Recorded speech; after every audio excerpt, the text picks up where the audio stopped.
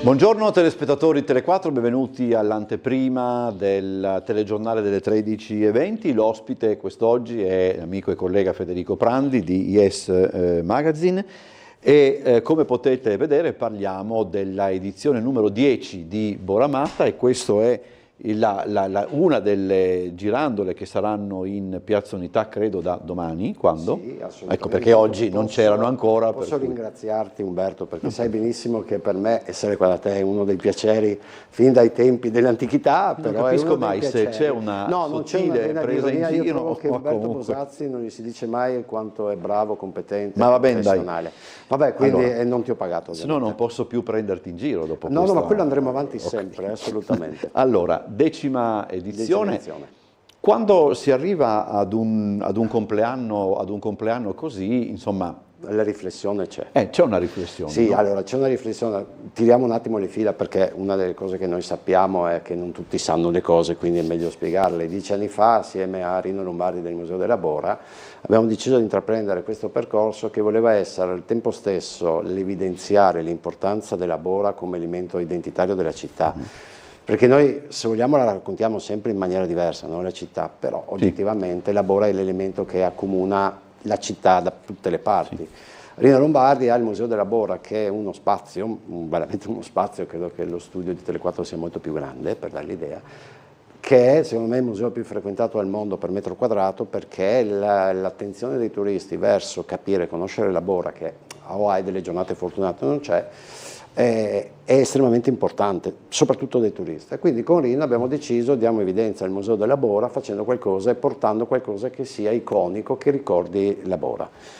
E le girandole ci sono sembrate, fin dalla prima edizione, l'elemento iconico, e poi alla fine lo sono, perché piacciono, no? Piacciono, rallegrano, mettono allegria, piacciono ai bambini ma non solo, piacciono anche agli adulti, ma soprattutto hanno questa forza evocativa. È ovvio che dopo 10 anni, abbiamo iniziato che eravamo giovani, dopo 10 anni uno si fa una riflessione.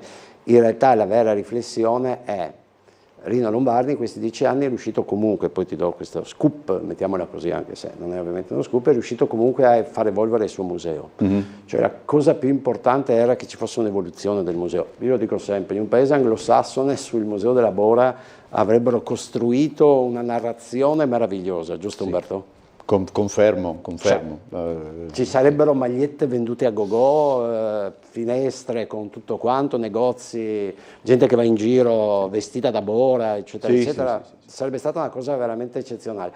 Diciamo che qua la Bora è identitaria della città, ma nessuno ci mette le mani, e forse è un bene, no? Tranne Rino che lo fa con grandissima eleganza e creatività, e aprirà uno spazio nuovo a Opicina, un Borarium, che è un Borarium. Borarium? Sì, Rino è una persona che lavora sulle parole, quindi è una persona stimolata da questo. Parole al Borarium vento. non è male. Spero di averlo detto giusto, perché mi dirà no, dopo lo leggerò però esattamente, però è proprio il Borarium.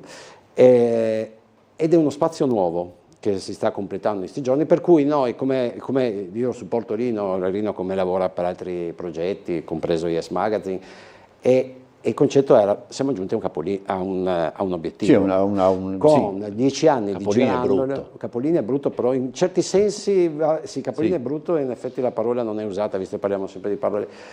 In realtà però lo abbiamo accompagnato a raggiungere un obiettivo. A questo punto le girandole in Piazza Unità adesso serviranno per dire che c'è questo nuovo spazio, divertente perché unisce, c'è una frase meravigliosa che io odio nel marketing, innovazione e tradizione, no? È presente quando non sai cosa dire di una società, dici innovazione e tradizione. Però queste sono due, questa dicotomia aiuta molto anche ai giornalisti per fare delle domande, quindi non parliamo troppo male di innovazione e tradizione, perché delle volte quando sei senza argomenti... Quando diciamo cosa non sai cosa dire di una società o di una cosa fai? È innovazione e tradizione, perché racchiudi tutto quanto. Vabbè, su questo forse i tuoi fedelissimi ascoltatori, telespettatori hanno già cambiato canale per il mio pippone così su... No, vabbè, lo sai benissimo. Quindi il concetto sarà uno spazio molto bello, però a questo punto Boramata, come è stata vissuta, diciamo, arriva al giro di boa e va ripensata. Allora, ricordiamo che in questi 10 anni sono state queste simpatiche girandole, sono state più di 3.000 messe in Piazza Unità, e io non sarà mai troppo... Chi le realizza? Sì. Allora, non è stato semplice, diciamo che ci sono due aspetti, uno è la girandola in sé e uno è la struttura che la regge, perché in effetti noi siamo Boramata, ma se c'è un po' di Bora le girandole cadono, quindi... Però anche sappiamo che come arriva Boramata la temperatura in Piazza Unità d'Italia adesso, Piazza della Borsa prima, sfiora i 40 gradi, per cui il ghiacciaio di Piazza Unità d'Italia renderà le girandole quasi molto fresche, no?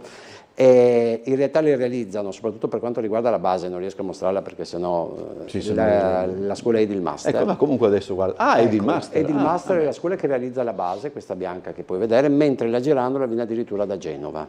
C'è un produttore di girandole che arriva da Genova e che è stato contentissimo, che assieme agli altri quest'anno, diciamo, hanno deciso di festeggiare con noi questo importante decennale. Ha fatto sconto per i 10 anni. Ha fatto sconto, sì, esatto. Allora, comunque sappi che questa piccolissima manifestazione ha il sottoscritto, Rino Lombardi, ha il sottoscritto, diciamo, che al di là dell'aspetto fisico, stare in Piazza Unità in quei prossimi giorni sarà, e anche un aspetto economico, però secondo me sono quelle manifestazioni di cui una città dovrebbe fare sempre, tra virgolette, tesoro, perché sono quelle piccole cose che poi, ti rendono, ti spiegano determinate cose. Ma poi anche, se posso dire, è una so che quando si dice è una manifestazione simpatica si rischia di sminuire il valore, ma non lo è. No, perché appunto, cioè, nel senso, vedere i colori, vedere anche appunto tutta la gente che è attratta da queste cose, che si diverte, che sorride, e credo sia guarda, notevole. Allora, io adesso non voglio entrare appunto con quella parola che ho detto prima, però sostanzialmente, ad esempio, con il comune di Tarvisio abbiamo trovato un gemellaggio basato su Piazza Unità d'Italia, perché a Trieste ovviamente c'è Piazza Unità d'Italia, a Tarvisio c'è Piazza Unità d'Italia. Dall'anno scorso col comune di Tarvisio abbiamo deciso di fare diventare itineranti le girandole, per cui le girandole da Trieste poi arrivano a Tarvisio. E là è la dimostrazione del potere evocativo della girandola, di quanto le girandole, in quanto simpatiche, tra virgolette, possono poi raccontare una storia. Non ho bisogno di cioè mi basta poco per raccontare la storia, mi basta un banalissimo QR code da inquadrare, quindi innovazione e tradizione, mi basta un banalissimo QR code per dare un significato più ampio, e le persone lo fotografano, però poi c'è questo grande rispetto, no? Nel senso, tranne il primo anno a Trieste, dove forse la gente pensava che fossero scherzi, e quindi c'è stato un po', diciamo, alcune sono state... Ma eravate in Ponte Rosso anche i primi anni, o ricordo io male? Siamo stati itineranti, ma sì, anche perché poi volevamo raccontare, in 10 anni abbiamo raccontato in maniera diversa la Bora. Primi anni, quest'anno torna il Bora Box, che tu dirai che cos'è, una scatola magica? Sì, la scatola magica, sai cos'è il Bora Box? Prendo spunto da J.J. Abrams, ti ricordi, lo sceneggiatore, uno dei più importanti, che un giorno disse: come fai a trovare tutte le trame dei tuoi film? Perché lui ha la scatola magica, no? La scatola magica da piccolo. In realtà il Bora Box era nato proprio per quello, era uno spazio all'interno del quale trovavi qualcosa, e qualcosa erano i video storici della Bora. Ahimè, il meteo in qualche maniera negli ultimi anni ha portato a vedere più ricordi vecchi della Bora, no? La fuga dell'Ursus, che voi avete inseguito più volte, in mezzo al Golfo, per cui, anzi, magari anche Marco Stabile, che saluto perché l'ho visto prima, ma tutti era lui. Di solito lo mandate in queste Mission Impossible. Ma lui ha fatto. Volevo dirti che anche Tom Cruise ha finito di fare Mission Impossible, quindi state attenti, che povero Marco. Sì, ma lui penso che correrebbe anche, questo è il problema. Esatto, no, però è anche lui un grandissimo professionista. No, in realtà raccontavamo proprio, facevamo vedere un po' le foto, abbiamo raccontato un po' di cose. Poi negli ultimi anni abbiamo deciso, anche perché insomma è oneroso poi essere presenti, stare attenti, eccetera, eccetera, di fare una narrazione basata proprio solo ed esclusivamente sulle girandole, portando un anno sì, anche quest'anno ci sarà Sara Rizzetto, che è una aquilonista spettacolare, che farà sabato pomeriggio e domenica mattina farà delle dimostrazioni con gli aquiloni, ma creando attorno alle girandole anche degli spettacoli. Quest'anno c'è stata un'anteprima di Boramata in occasione della mostra di Raffaella Carrà, e abbiamo portato a danzare, grazie alla scuola di Arianna, un flash mob tra le girandole. Questo sabato mattina invece, grazie a Caterina Crismani e alla scuola Sati, studio SAI anzi, credo, adesso non so, non vorrei dirlo, però aspetta a farmi controllare come i veri per non dire delle cose che non sono corrette, avremo la possibilità di vedere anche, di creare, credo Sati Studio, di creare un momento di yoga tra le girandole alla mattina, in maniera tale da capire Mattina come di anche, sabato o di domenica? Sabato mattina. Sabato mattina alle 8:45, perché dopodiché insomma, il ghiacciaio tende a... Già alle 8:45? Alle 8:45. Fino a che ora? Loro faranno credo 3/4 d'ora, fino alle 9:30. Forse chissà che Però il clou poi della manifestazione è tra virgolette, il regalo chiamiamola asta, non è un'asta vera e propria, però le girandole in questi anni ci hanno permesso, raccogliendo qualsiasi forma di contributo dato liberamente, c'è stato chi ha portato per €1 via 5 girandole, chi ha dato 50 questo per è quello di Genova che... Sì, no, quello di Genova no, o chi è andato via con la girandola dicendo ma ho visto che tutti andavano via con le girandole, sì, però magari devi lasciare qualcosa, un minimo, non è che insomma, proprio... E a chi va poi dopo? Allora, quest'anno abbiamo deciso di fare una scelta diversa rispetto e siamo andati a darle alla Fondazione Monticole Foti, che è una fondazione che però aiuta le altre fondazioni e porta avanti dei progetti a sostegno delle altre fondazioni, quindi è il cappello sopra l'attività delle altre fondazioni. Sì. Io lo conosco personalmente, è una persona che ha, dal Baskin ad altre cose, al fatto che abbiano raccontato, e questo mi lega all'aspetto turistico, no? Il fatto che abbia raccontato attraverso il coinvolgimento di ragazzi non abili la regione con un video promozionale, lo ha fatto poco tempo fa, ti dimostra proprio la gentilezza, la sensibilità dell'imprenditore che vuole fare in modo che le persone non abili comunque, anche se il termine magari non è corretto, vengono coinvolti in attività normali, no? Nel senso che questa è la cosa decisamente più bella. Quindi domenica mattina dalle 10, mediamente noi abbiamo sempre siamo stati molto orgogliosi del coinvolgimento dei triestini che hanno fatto. Quest'anno tra l'altro i colori sono 8 colori diversi. Questo è nuovo, no? Sì, questo è nuovo, sono 8 colori diversi che in parte riassumono 10 anni di Boramata, per cui siamo molto contenti. Allora, se non abbiamo ancora 4 minuti scarsi, invece c'è anche, io ho questo numero, il numero... Tu un giorno hai anche scritto orgogliosamente su Yes, Trieste Lifestyle. Di teatro, se non, che altro. Tra l'altro ti chiederò io come sarà la stagione estiva del teatro, cosa ti aspetti? Calda? No, vabbè, calda sì, questa è calda anche... No, perché poi nessuno ti intervista, però sei il più grande esperto di teatro. Ma dai, per carità. Dai, dimmi, dammi No, sarà intensa. E siccome viene dopo una stagione invernale e primaverile altrettanto intensa... Ecco, il valore turistico di tutto questo è fondamentale. Nel senso, generare, le girandole piacciono ai turisti perché sono fotografabili, anzi usiamo il termine corretto, sono instagrammabili, per cui sono tutti che all'hashtag Boramata poi condividono le loro foto. La parte turistica data dagli spettacoli teatrali, adesso lascia perdere che Allegria credo sia prossima anche al... Domani sarà il nostro impegno principale, immagino che sarà, per quanto mi riguarda. Tom Cruise sarà sganciato, sarai tu Tom Sarà Cruise. David Niven più sarà che Tom David Cruise. Niven, ovviamente mi dimenticavo la tua passione per i film moderni. Ma dimenticavi anche la mia età. Assolutamente no, io sono stato orgogliosamente invitato al tuo matrimonio, al tuo compleanno. Non sei venuto tra l'altro. Era tardi, era venerdì sera, era tardi. Era sabato sera. Ecco, quindi proprio... Però è bellissimo. Abbiamo ancora, parlando, io abbiamo perso un minuto.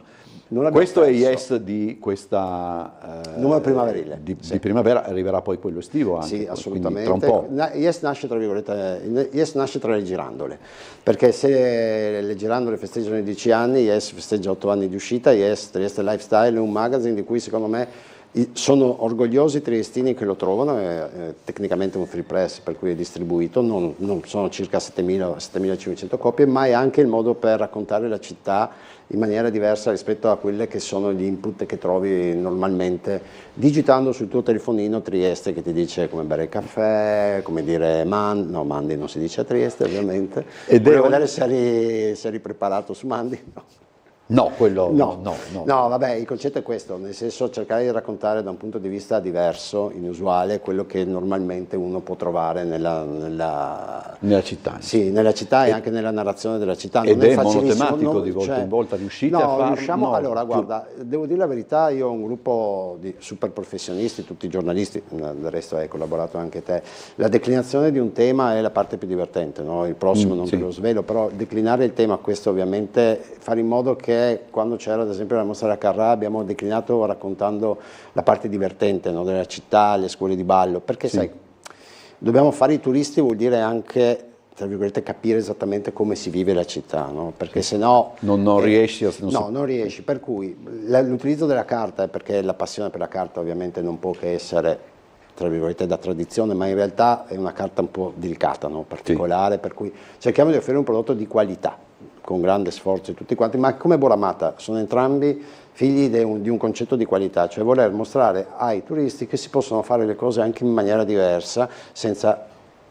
Sì, io sono sempre terrorista, quello sempre là. Quando esce il prossimo, quindi? 10 luglio. 10 luglio, allora sarà in quella, una gioia per me venire la a fare settimana dopo, perché io sono in ferie in quella settimana, la settimana dopo magari in un Trieste in diretta, io sono più ben tempo, lieto di essere tuo possiamo ospite, parlare. anche perché sai che insomma, sei l'unico che come chiama io rispondo presente.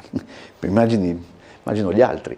Allora, no, assolutamente no, a Tele4 io non vedo più l'ora qua. Sì, allora no, dobbiamo chiudere davvero. Grazie a Federico Prandi, buon lavoro per questi giorni di Boramatta e buon lavoro anche per IES e per tutto. Vi aspettiamo domani mattina dalle 10 con dei bambini della scuola dell'infanzia Beata Vergine che saranno loro a mettere come vorranno i colori delle girande. Ancora più bello, ma sì, perché l'altro elemento, il vento è inclusivo. E noi dobbiamo essere inclusivi. Grazie davvero, Federico Prandi, buon lavoro. Mattina. Adesso andiamo in pubblicità, poi il telegiornale delle 13:20.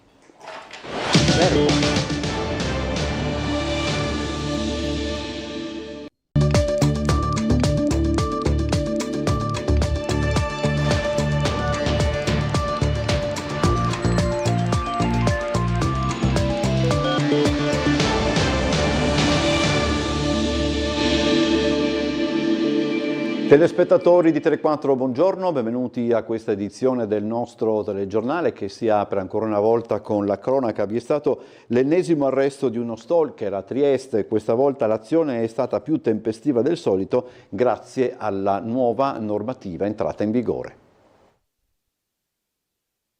Una foto che può salvare una vita. Potremmo riassumere così la vicenda che ha portato all'arresto dell'ennesimo stalker. Si tratta in questo caso di un 22enne originario di Taranto arrestato dai carabinieri per violazione del divieto di avvicinamento alla persona offesa. I fatti risalgono alla fine di maggio, ma la notizia è stata comunicata solo oggi. I militari avevano ricevuto la querela della vittima, una 23enne triestina, ripetutamente vessata e molestata con continui atti persecutori dall'uomo. L'autorità giudiziaria aveva quindi sottoposto la persona alla misura cautelare, ma nella notte tra il 29 e il 30 maggio si era nuovamente presentato nei pressi dell'abitazione della donna che, impaurita, si è barricata in casa fotografando il soggetto dalla finestra per avere una prova da esibire alle forze dell'ordine. Un'azione decisiva, quella degli scatti con lo smartphone, perché ha permesso di applicare la recente innovazione legislativa che consente di procedere all'arresto entro le 48 ore se vengono acquisiti elementi videofotografici o informatici da cui emerga inequivocabilmente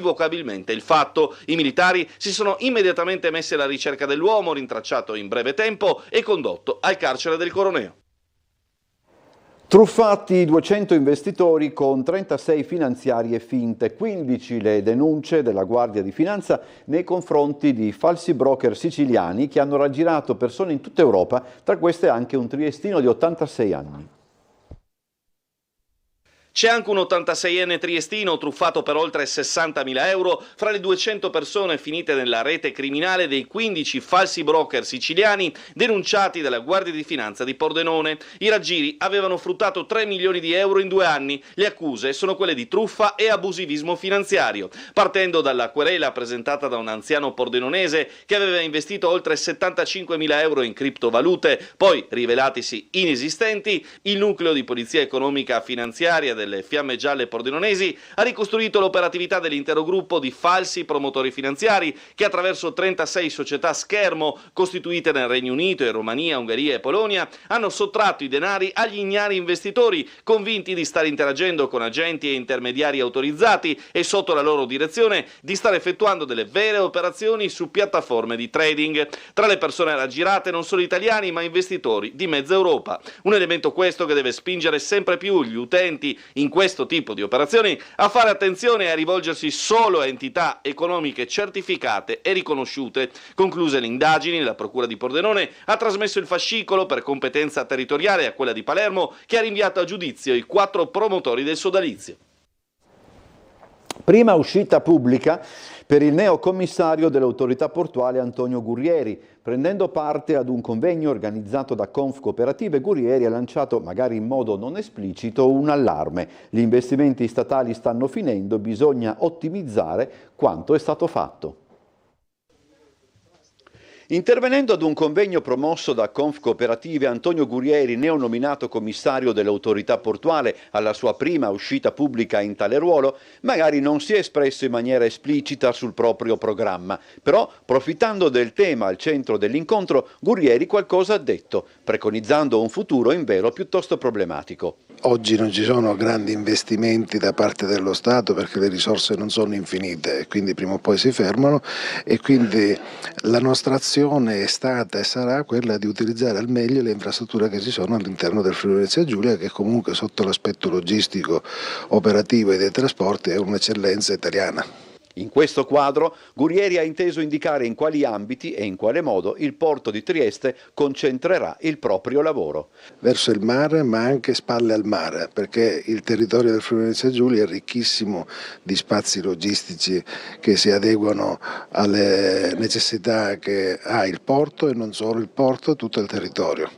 Più esplicito il neocommissario lo è stato per quel che riguarda i corridoi. Domani, fra l'altro, Gurrieri ribadirà il proprio pensiero prendendo parte ad un altro convegno dedicato al corridoio IMEC, quello verso l'India, e ribadirà in quell'occasione la propria posizione. Noi dobbiamo percorrerle tutte, perché se quella strada poi non si realizzerà, noi dobbiamo avere uno sbocco da qualche parte. Allora lo sbocco può essere quello del Far East, può essere altri corridoi, perché non dimentichiamoci che c'è anche quello che attraversa il Balcane, c'è del Mid Corridor che va verso l'Asia non Cina ma l'Asia di altro genere, e poi noi abbiamo sui corridoi una grandissima attenzione al fatto che noi da 20 anni, 25 anni abbiamo creato, come si ricorderà anche lei, le autostrade del mare della Turchia, che sono in pratica un corridoio ormai attualizzato e che ci sta dando tante soddisfazioni.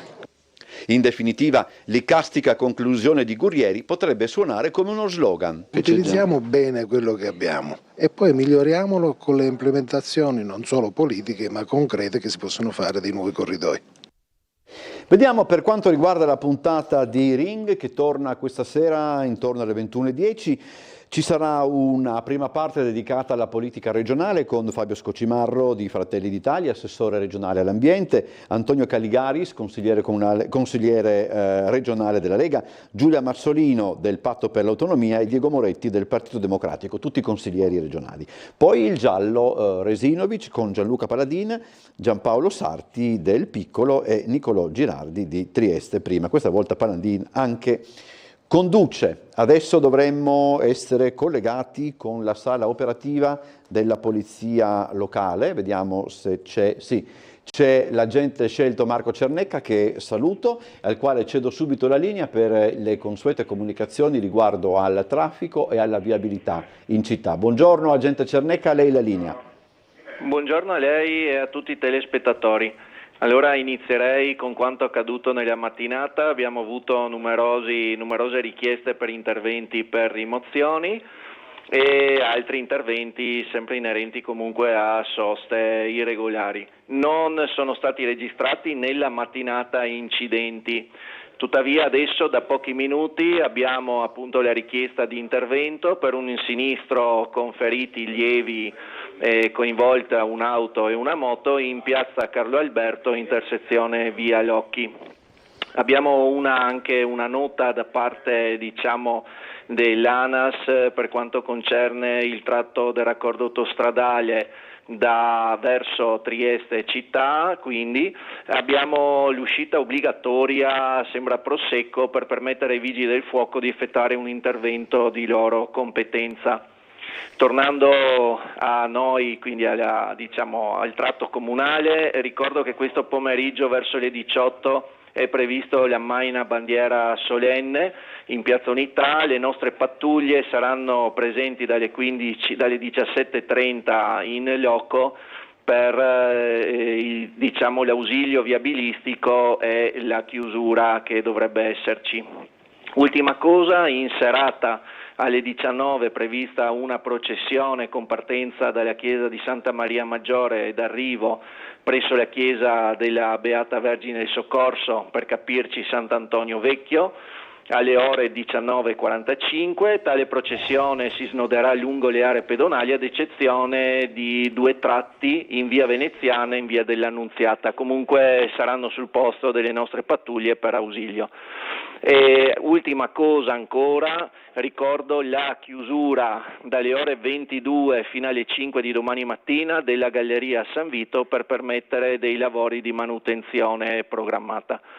Altre cose non avrei da riferire, vi tornerei la linea augurando buon pomeriggio. Allora, adesso grazie intanto all'agente Cernecca, buona giornata e buon lavoro. Come dicevo, occupiamoci adesso di Cabinovia. Sapete che c'è il dibattito in Consiglio Comunale. Il sindaco di Piazza ha rivolto un appello all'opposizione per collaborare su questo tema, citando come esempio quello che era avvenuto per il polo natatorio. A stretto giro la risposta in aula del consigliere comunale Paolo Altin della lista Russo Franco. 25 anni abbiamo avuto tante situazioni, però volevo raccontarvi una molto interessante che pochi conoscete. Allora, sai, l'autostrada sulle rive, la grande viabilità, non potevo andare a San Giacomo perché avevamo tolto 4 alberi, avevano messo gli alberi dentro nei bar quando abbiamo fatto il parcheggio. Insomma, dopo quando abbiamo tolto la piscina sulle rive, quando abbiamo fatto il Salone degli Incanti, abbiamo tolto la pesceria, insomma tante contrarietà. Però volevo parlarvi di una. Allora, sono sindaco da pochi mesi e dovevo fare il progetto della piscina. E mi arriva Franco Del Campo, che è una persona molto amico, ma sicuramente che non appartiene alla nostra area, al team politica, ma è un grande personaggio, mi dice: non devi assolutamente portare avanti il progetto che c'è. Era una piscina centrale di 50 metri con attorno a 4.000 posti a sedere.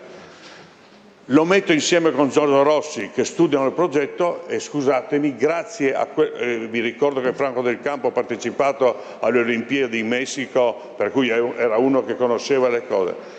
Dico, ma non si potrebbe fare questo ogni tanto, cioè lavorare insieme? L'ho messo insieme con Giorgio Rossi e datemi atto che abbiamo fatto un impianto che forse è uno fra i più belli d'Europa. L'altro giorno ero a Lubiana. Hanno fatto un impianto con un'unica vasca, 64 milioni di euro, pensate, noi abbiamo 3 vasche da 50 metri più la zona tuffi, 25 milioni di euro. Per cui dico, qualche volta, fino a quando sono qua ancora un paio d'anni, proviamo a ragionare insieme su certe cose, che forse ne veniamo anche fuori. È vero che si deve lavorare insieme, ma ci deve essere una regia che a questo punto, il regista di questo film dovrebbe essere un film di fantascienza, a questo punto il sindaco di Piazza, semplicemente questo. E poi che se si vuole collaborare è difficile che la collaborazione sia inquadrata in questo modello. Io presento una delibera e voi la votate. Il lavoro insieme deve essere precedente, come nell'esempio che ha portato. Dalle ore 11:20 circa i Vigili del Fuoco di Trieste sono stati impegnati con la squadra del distaccamento di Opicina, una squadra, l'autobotte e il funzionario di guardia della sede centrale del Comando Giuliano, e con il supporto di un'ulteriore squadra e di un'autobotte giunta dal distaccamento di Monfalcone per un incendio di sterpaglie con più focolai a bordo strada che tendevano a propagarsi verso l'interno della vegetazione carsica sul raccordo autostradale 13 dal chilometro 1+700 fino allo svincolo di Sgonico in direzione Trieste. Per consentire le operazioni di spegnimento è stato temporaneamente chiuso al traffico il tratto stradale interessato dall'incendio, quindi sarà riaperto sulla corsia di sorpasso mentre rimarrà chiuso lo svincolo di Sgonico. Per consentire un'adeguata bonifica dell'area interessata dall'incendio, i Vigili del Fuoco hanno richiesto l'intervento di squadre antincendio boschivo della Protezione Civile e del Corpo Forestale Regionale. Le cause dell'incendio sono in fase di accertamento, l'incendio non ha coinvolto persone.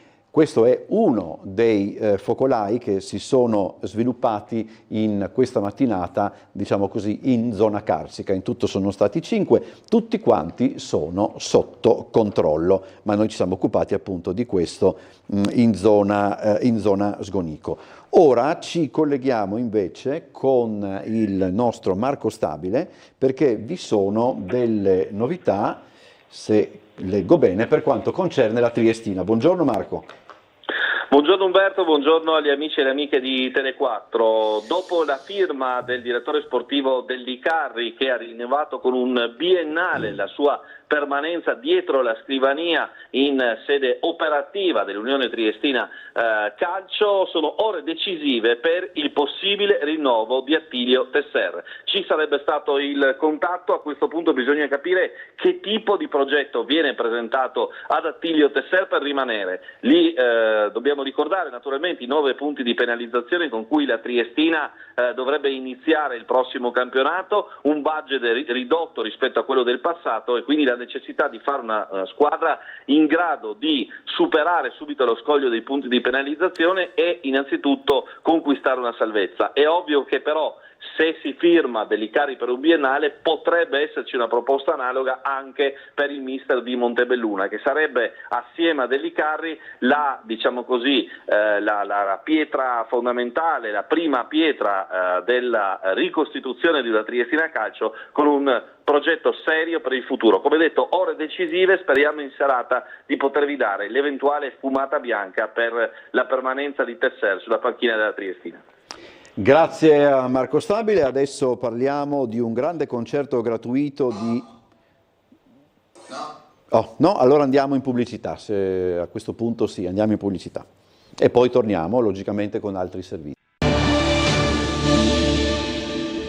Rientriamo dunque in studio, parliamo adesso, dovremmo parlare proprio del grande concerto gratuito di Elisa e Tananai, in programma il 27 giugno. Gli artisti si esibiranno sulla nave Palinuro che sarà ormeggiata davanti a Piazza Unità.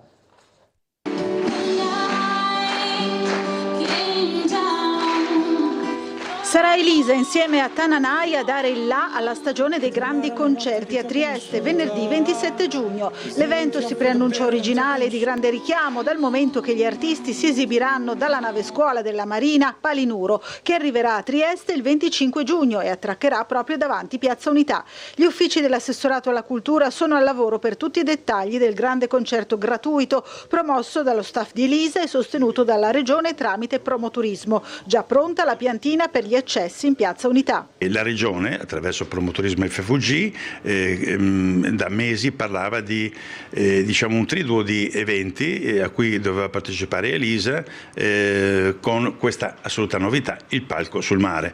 Certamente uno era a Trieste, a bordo del Palinuro, e abbiamo ricevuto questa bella notizia e stiamo organizzando, perché evidentemente l'organizzazione a terra è legata ai nostri uffici, che devono in qualche modo organizzare quelli che sono i classici concerti, in questo caso con appunto il palco sul mare e poi tutta la piazza che sarà occupata e chiusa la sera al traffico. Quindi è un'iniziativa straordinaria, perché dietro ad Elisa c'è anche Tananai, ci sono degli ospiti, poi non so se si ripeteranno nelle altre località friulane, però viene Tananai, che è un'offerta straordinaria per i giovani, mentre Elisa, diciamo, è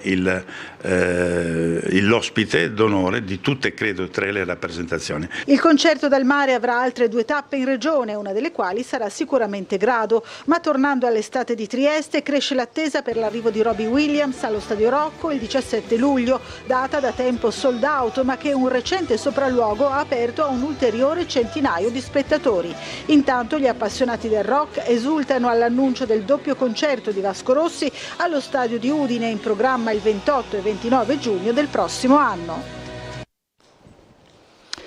Claudio Sterpin è tornato a parlare alla nostra emittente, rivelando ciò che dirà in sede di incidente probatorio nell'udienza fissata al 23 luglio. Parliamo del caso Resinovic, ovviamente. Al centro della questione la telefonata con Liliana Resinovic alle 8:22 dell'ormai fatidico 14 dicembre 2021. Non abbiamo fatto niente altro che pianificare per un poco più compiutamente, e l'itinerario, il cosa, il dove saremmo andati 3 giorni dopo. Noi 3 giorni dopo dovevamo sparire da Trieste, lei se ne andava da casa, probabilmente aveva già accennato qualcosa a Sebastiano e non è escluso che questa sua volontà sia stata un'autocondanna a morte, punto, questo dico io. Parole che lasciano poco spazio all'interpretazione, quelle di Claudio Sterpin, mentre con la memoria ripercorre gli ultimi momenti passati al telefono con Liliana Resinovic prima della definitiva scomparsa. È la telefonata della mattina del 14 dicembre 2021 alle 8:22. I due stavano programmando la loro fuga da Trieste, poi Liliana è uscita di casa e non è più tornata. La chiave del mistero ruota attorno a quelle ore, dalle 8:50 circa fino a mezzogiorno. In questo intervallo è successo qualcosa di terribile, secondo il pubblico ministero Ilaria Iozzi, che coordina le indagini. Liliana sarebbe stata uccisa dal marito Sebastiano dentro il boschetto dell'ex ospedale psichiatrico di San Giovanni, all'altezza del Civico 21, stando al documento di richiesta di incidente probatorio che il PM ha depositato sul tavolo del GIP. Sebastiano sapeva tutto di noi da mesi, per non dire da qualche anno, ma da mesi sicuro. Parole che verranno ripetute nell'udienza di incidente probatorio fissata per lunedì 23 giugno. Le dichiarazioni di Sterpin verranno assunte come prova in vista del processo. La verità è una, io l'ho detta dall'inizio, io ho detto la verità quando nessuno la sapeva, cioè il 15 dicembre del 21. Liliana era scomparsa da 10 ore o 12, da poco, in parole povere. Il 15 dicembre io mi sono presentato in questura, come ben si sa, e agli atti, e ho raccontato tutta la nostra storia. Sono rimasto a parlare 2 ore e mezza spontaneamente, e quello è sacro, e lo ripeto lunedì prossimo, perché non c'è altro. Dopo la telefonata Liliana è uscita di casa, ha buttato la spazzatura percorrendo via Damiano Chiesa per arrivare infine in piazzale Gioberti, ultimo avvistamento, poi il buio totale. Qualsiasi cosa che mi chiedono, qualsiasi, mi troverà preparato a rispondere, ma qualsiasi. Io sono semplicemente quello che sa gli ultimi movimenti e le ultime volontà di Liliana, di questo sono certo, sicuro, e lo voglio ripetere, punto, tutto qua. Uno studio della Gimbe ha fatto il punto sul numero degli italiani che rinuncia a curarsi. La ragione principale è le liste di attesa troppo lunghe. In Friuli Venezia Giulia però si registra la percentuale più bassa. Sono 4 milioni gli italiani, il 7% della popolazione, che nel 2024 hanno rinunciato alle prestazioni sanitarie a causa dei lunghi tempi di attesa. È il dato principale che emerge da un'analisi indipendente condotta dalla Fondazione Gimbe. La quota è passata dal 4,2% del 2022 al 4,5% del 2023, fino a schizzare al 6,8% nel 2024, pari circa a 4 milioni appunto. Nella nostra regione la quota è la più bassa del paese, pari al 5,1%, un dato che l'assessore regionale alla salute Riccardo Riccardi saluta con favore. Sul quale, come ripeto, non ci si deve sedere perché nessuno deve abbandonare le cure. Noi dobbiamo riuscire a raggiungere anche coloro che sono in difficoltà per diverse ragioni, le abbandonano. Quindi noi continueremo in questa direzione, ma credo che il dato che dimostra come in questa regione, al di là delle difficoltà, questo fenomeno si presenti in maniera inferiore a tutta l'Italia, è un dato sicuramente nella complessità è un dato migliore degli altri. Le difficoltà economiche continuano a pesare, la percentuale di chi rinuncia per questo motivo è aumentata dal 3,2% del 2022 al 4,2% del 2023 fino al 5,3% del 2024. Se questa era la motivazione dell'aumento della rinuncia alle prestazioni tra il 2022 e il 2023, tra il 2023 e il 2024, come si diceva, l'impennata è stata trainata dalle liste d'attesa in larghissima misura e i dati lo confermano. Le rinunce legate ai tempi d'attesa sono cresciute del 7,1% tra il 2022 e il 2023 e del 51% tra il 2023 e il 2024. Quelle per ragioni economiche invece sono aumentate del 31,2% tra il 2022 e il 2023 e del 26,1% tra il 2023 e il 2024. Tenendo conto della necessità di concentrare maggiormente la politica sanitaria sulle cronicità, Riccardi chiosa sottolineando un dato a suo dire essenziale. Il baricentro del sistema va modificato, va spostato. Questo incontra delle resistenze importanti e quindi è chiaro che è un processo che non sarà sicuramente lento, ma è un processo sul quale bisogna continuare a lavorare. Allora, prima di chiudere, sono segnalate code in autostrada. Abbiamo detto prima di questo incendio che si è sviluppato sul raccordo autostradale dello svincolo di Sgonico in direzione Trieste e logicamente ci sono degli interventi ancora in atto per consentire la bonifica dell'area interessata dall'incendio e quindi ci sono code in direzione Trieste. L'incendio è sotto controllo, come sono sotto controllo altri focolai verificatisi nel corso di questa mattinata, però insomma questo che ripeto è contiguo, se così vogliamo dire, al tratto autostradale ha provocato delle code in direzione Trieste. Allora vi ricordo l'appuntamento delle 17.55 con Trieste in diretta e poi quello delle 21.10 circa con Ring e naturalmente il telegiornale delle 13 e il telegiornale delle 19.30. Buon pomeriggio a tutti, ci vediamo più tardi.